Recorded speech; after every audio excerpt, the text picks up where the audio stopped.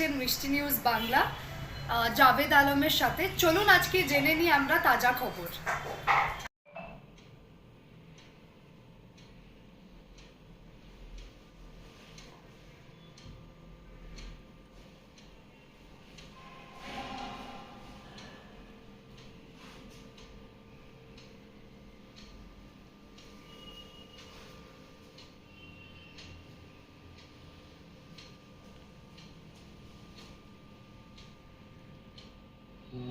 Hyva company के gate पे आके दो अज्ञात अपराध कर्मी के द्वारा फायरिंग की गई थी, जिसमें 5 तारीख को हाइवा कंपनी के HR असिस्टेंट संजय कुमार गुप्ता के द्वारा CC फुटेज के आधार पर प्राथमिकी दर्ज कराई गई थी।